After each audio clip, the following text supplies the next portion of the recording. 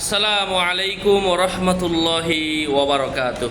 সম্মানিত ভাই ও বন্ধুরা, আজকের এই ভিডিওতে আমি আলোচনা করব সহজে সন্তান প্রসব হওয়ার জন্য কুরআনুল কারীম থেকে একটা দোয়া, যে দোয়া পাঠ করলে আল্লাহ সুবহানাহু ওয়া তাআলা সহজে সন্তান প্রসব করে দিবেন ইনশাআল্লাহ।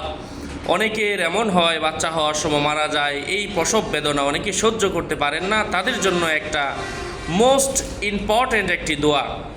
তো এই দোয়াটা আমি শেয়ার করছি। সেই দোয়াটা হচ্ছে আউযু বিল্লাহি মিনাশ শাইতানির রাজিম, ইযাস সামাউ শাক্কাত ওয়া আযিনাত লিরাব্বিহা ওয়া হুক্কাত ওয়া ইযাল আরদু মুদ্দাত ওয়া আলকাত মা ফিহা ওয়া তাখাল্লাত।